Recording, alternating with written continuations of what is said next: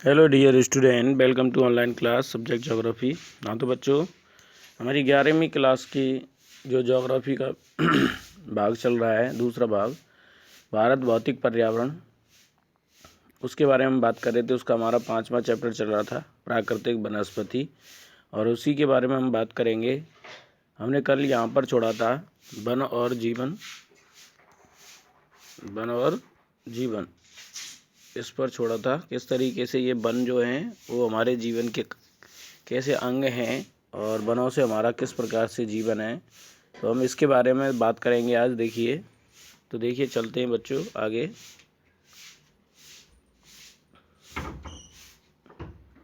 One और जीवन के बारे में तो देखिए बच्चों, असंख्य जनजातीय लोगों के लिए वन एक आवास, यानी जितनी भी जनजातियाँ हैं, बहुत सारी जनजातियाँ रहती हैं, वो जंगलों में रहती हैं, वो जंगल उनका घर है। रोजी रोटी, काम तथा भोजन और अस्तित्व, यानी उनका बना हुआ अस्तित्व, वो जीवित है। ये उन्हें भोजन, फल, खाने लायक वनस्पति, शहद, पौष्टिक जड़ें और शिकार के लिए वन्य जानवर प्रदान करते हैं। कौन? वन। जनजातियों के लिए बहुत सारी चीज़ें प्रदान करते हैं। ये उन्हें घर बनाने का सामान देते हैं और कलाकारी की वस्तुएं देते हैं। जनजातीय समुदायों के लिए वनों की महत्वता सभी जानते हैं, क्योंकि ये उनके जीवन और आर्थिक क्रियाओं के आधार हैं। जो जनजातियां इन वनों में रहती हैं, उनके जीवन के आधार हैं ये वन। साधारणतः ये माना जाता है कि 2001 में भारत के 593 जिलों में से 187 जनजातीय जिले हैं। हमारे भारत के 593 जिलों में से 187 ये जनजातीय जिले भारत के कुल भौगोलिक क्षेत्र का 33.6% हिस्सा है, लेकिन देश का ये 59.8% वन आवरण इन्हीं जिलों में पाया जाता है। यानी जहाँ पर ये जनजाति निवास करती हैं, वहाँ पर जनजातियों का जो क्षेत्र है वो 33.6% है, लेकिन यहाँ हमारे देश के लगभग 60% वन इन्हीं जिलों में पाए जाते हैं। इससे पता चलता है कि जनजातीय जिले वन संपदा के धनी हैं। जितनी भी जनजाति जहाँ जिन जिलों में पाई जाती हैं, वहाँ वन संपदा अधिक पाई जाती है। वनों और जनजाति समुदायों में घनिष्ठ संबंध है और इनमें से एक का विकास दूसरे के बिना असंभव है। वन और जनजाति समुदाय में गहरा संबंध है, एक दूसरे के बिना एक दूसरे का विकास संभव नहीं है। वनों के विषय में इनके प्राचीन व्यवहारिक ज्ञान को वन विकास में प्रयोग किया जा सकता है। जनजातियों को वनों से गौण उत्पाद संग्रह करने वाले ना समझकर उन्हें वन संरक्षण में भागीदार बनाया जाना चाहिए। तो इस तरीके से ये हम देख सकते हैं बच्चों के जनजातीय लोग वनों में किस तरीके से संलग्न रहते हैं और किस तरीके से अपने आप को अब ढालते हैं वनों के साथ में। अब आता है वन संरक्षण, वनों को बचाना। तो देखिए बच्चों, वनों का जीवन और पर्यावरण के साथ जटिल संबंध है। वन प्रत्यक्ष और अप्रत्यक्ष रूप से हमें बहुत आर्थिक व सामाजिक लाभ पहुंचाते हैं। ये प्रत्यक्ष और अप्रत्यक्ष बहुत सारे लाभ प्राप्त करते हैं। अतः वनों के संरक्षण की मानवीय विकास में एक महत्वपूर्ण भूमिका है। जो वन बचाए जाते हैं या वन को बचाना ही मानव के विकास में एक महत्वपूर्ण भूमिका है। फलस्वरूप भारत सरकार ने पूरे देश के लिए वन संरक्षण नीति 1952 में लागू की गई, जिसे 1988 में क्या किया, संशोधित किया, पुनः दोबारा से परिवर्तित किया गया। इस नई वन नीति के अनुसार सरकार सतत पोषणीय वन प्रबंधन पर बल देगी, यानी सतर्कता पूर्वक वनों का उपयोग करने पर, जिससे एक ओर वन संसाधनों का संरक्षण व विकास किया जाएगा और दूसरी तरफ स्थानीय लोगों की आवश्यकताओं को पूरा किया जाएगा। तो इस तरीके से इस पर बल दिया जाएगा, विकास पर, और लोगों की आवश्यकताओं को पूरा किया जाएगा। सन 1952 या 1988 की वन नीति के निम्नलिखित उद्देश्य हैं, हम देख सकते हैं। सबसे पहला है कि देश में 33% भाग पर वन लगाना, जो वर्तमान राष्ट्रीय स्तर से 6% अधिक है। यानी कहने का मतलब 33% भाग पर वन होने चाहिए। दूसरा है पर्यावरण संतुलन को बनाए रखना और पारिस्थितिकी असंतुलित क्षेत्रों में वन लगाना। जहाँ पारिस्थितिकी संतुलन नहीं है उन क्षेत्रों में वन लगाए जाएं। तीसरा, देश की प्राकृतिक धरोहर, जैव विविधता तथा आनुवंशिक पूल का संरक्षण करना। देश की जितनी भी प्राकृतिक धरोहर हैं, जैव विविधता है तथा आनुवंशिक पूल है, उनका संरक्षण करना। चौथा है मृदा अपरदन और मरुस्थलीकरण को रोकना, यानी मिट्टी के कटाव को रोकना, मरुस्थल के प्रसार को रोकना और बाढ़ व सूखा पर नियंत्रण करना। पांचवा है निम्नीकृत भूमि, जो निचली भूमि है उस पर सामाजिक वानिकी एवं वनारोपण द्वारा वन आवरण का विस्तार करना। सामाजिक वानिकी यानी समाज में पेड़ पौधों को अधिक महत्व देना और वन रोपण करना पौधों का, जिससे वन आवरण का विस्तार हो सके। छठवां है वनों की उत्पादकता बढ़ाकर, वनों को अधिक से अधिक लगाकर वनों पर निर्भर ग्रामीण जनजातियों को इमारती लकड़ी, ईंधन, चारा और भोजन उपलब्ध करवाना और लकड़ी के स्थान पर अन्य वस्तुओं को प्रयोग में लाना, जो लकड़ी के स्थान पर हम आराम से कर सकते हैं। पेड़ लगाने को बढ़ावा देने के लिए, पेड़ों की कटाई रोकने के लिए जन आंदोलन चलाना, जिससे महिलाएं भी शामिल हों ताकि वनों पर दबाव कम हो। तो कहने का मतलब यही है, ज़्यादातर पेड़ लगाने पर जोर दिया जाए, पेड़ों की कटाई रोकने पर नहीं। इस वन संरक्षण नीति के अंतर्गत निम्न कदम उठाए गए हैं। सबसे पहला है सामाजिक वानिकी। तो देखिए बच्चों, सामाजिक वानिकी के अंतर्गत सामाजिक वानिकी का अर्थ होता है पर्यावरणीय, सामाजिक व ग्रामीण विकास में मदद के उद्देश्य से वनों का प्रबंधन और सुरक्षा तथा ऊसर भूमि पर वनारोपण करना ही सामाजिक वानिकी कहलाता है।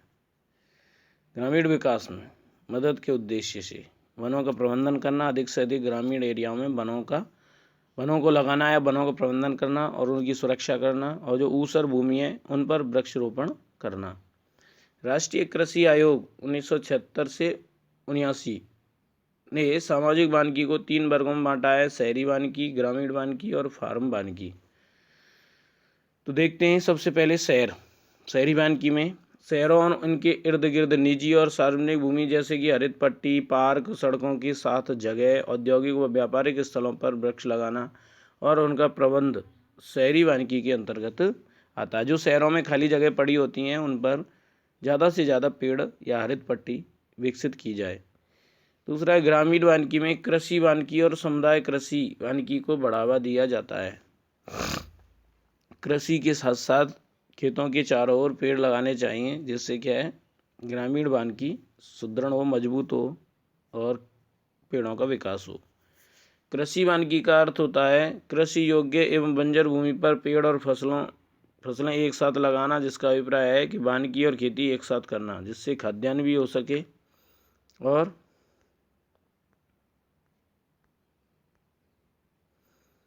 चारा, ईंधन, इमारती लकड़ी, फलों का उत्पादन एक साथ किया जाए। समुदाय वानिकी में सार्वजनिक भूमि जैसे कि गांव, चारागाह भूमि, मंदिर भूमि, सड़कों के दोनों ओर, नहर किनारे, रेल पटरी के साथ पटरी और विद्यालयों में पेड़ लगाना शामिल है। तो इनमें अधिक से अधिक पेड़ लगाए जाने चाहिए। इसका उद्देश्य पूरे समुदाय को लाभ पहुंचाना है। इस योजना का एक उद्देश्य भूमि विहीन लोगों को वानिकीकरण से जोड़ना तथा इससे उन्हें वे लाभ पहुंचाना जो केवल भूस्वामियों को ही प्राप्त होते हैं। इसके साथ में आता है फार्म वानिकी। फार्म वानिकी के अंतर्गत किसान अपने खेतों में व्यापारिक महत्व वाले या दूसरे पेड़ लगाते हैं। वन विभाग इसके लिए छोटे और मध्यम किसानों को निःशुल्क पौधे उपलब्ध कराता है। इस योजना के तहत कई तरह की भूमि जैसे कि खेतों की मेड़ें, चारागाह, घास स्थल, घर के पास पड़ी खाली जमीन और पशुओं के बाड़ों में भी पेड़ लगाए जाते हैं। तो फार्म वानिकी में बहुत सारी चीज़ें होती हैं जहाँ पेड़ लगाए जाते हैं।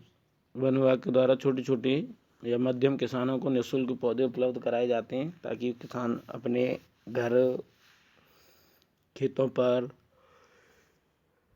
चारागाह भूमि पर, खाली ज़मीन पर और पशुओं के बाड़ों में भी पेड़ लगाए जा सके। इसके बाद में वन्य प्राणी देखिए,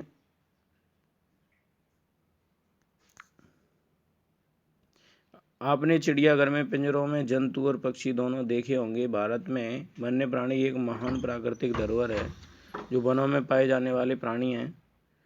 यह अनुमान लगाया गया है कि विश्व के ज्ञात पौधों और प्राणियों की किस्मों में 4 से 5% किस्में भारत में ही पाई जाती हैं। हमारा जो देश है विविधताओं का देश है और विविधता में एकता हमारे देश की विशेषता है, इसलिए इसमें बहुत सारी किस्में पाई जाती हैं। हमारे देश में इतने बड़े पैमाने पर जैव विविधता पाए जाने का कारण यहाँ पर पाए जाने वाले विभिन्न प्रकार के जो पारिस्थितिकी तंत्र हैं उनके कारण हमारे यहाँ जैव विविधता अधिक पाई जाती है, जिन्हें हमने युगों से संरक्षित यानी सुरक्षित रखा है।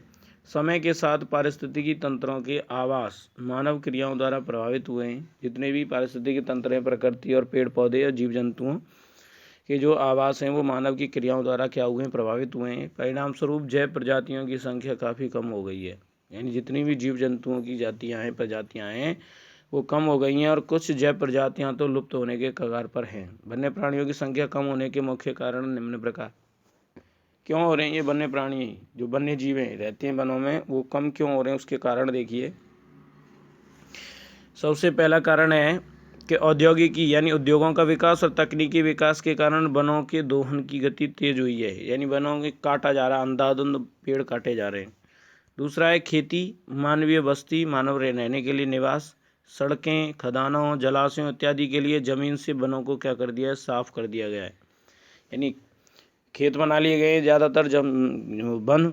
इसके अलावा मानव के बसाव के लिए जंगलों को काट करके गांव बसा दिए गए हैं, जंगलों में होकर के रोड निकाल दिए गए हैं। अगर कहीं खाद्यान्न मिल गया है या कोई भी खनिज पदार्थ मिल गया है तो वहाँ जंगलों को काट करके वहाँ बहुत सारे खनिज पदार्थ खोदने लग गए हैं, आदि के लिए ज़मीनों को साफ कर दिया गया है। तीसरा है स्थानीय लोगों ने, जो जंगलों के आसपास रहते हैं, उन लोगों ने चारे, ईंधन और इमारती लकड़ी के लिए वनों से पेड़ काटे और वनों पर दबाव बढ़ता गया या बढ़ाया। चौथा है पालतू पशुओं के लिए नए चारागाहों की खोज में मानव ने वन्य जीवों और उनके आवासों को क्या कर दिया, नष्ट कर दिया। पांचवा है रजवाड़ों व संभ्रांत वर्ग ने, यानी जितने बड़े बड़े वर्ग हैं उन्होंने शिकार को क्रीड़ा बनाया, खेल बनाया था शिकार करना, और एक ही बार में सैकड़ों वन्य जीवों को शिकार बनाया जाता था। व्यापारिक महत्व के लिए अभी भी पशुओं को मारा जा रहा है, उनकी खाल वगैरह बेची जाती है। छठवां है जंगलों में आग लगने से भी वन और वन्य प्राणियों की प्रजातियां नष्ट हुई हैं। जंगलों में आग लग जाती है, उससे वन और वन्य जीव प्राणी नष्ट हो जाते हैं। अभी हाल ही में ऑस्ट्रेलिया के जंगलों में आग लगी थी बच्चों, जिसमें असंख्य कंगारू मारे गए। तो यह महसूस किया जा रहा है कि राष्ट्रीय व विश्व प्राकृतिक धरोहर को बचाने और पारिस्थितिकी पर्यटन इको टूरिज्म को बढ़ावा देने के लिए वन्य प्राणियों का संरक्षण बहुत ही महत्वपूर्ण है। इस दिशा में सरकार ने क्या कदम उठाए हैं, इसके बाद देखिए बच्चों, भारत में वन्य प्राणी संरक्षण, इसको हम कल पढ़ाएंगे। आज के लिए धन्यवाद।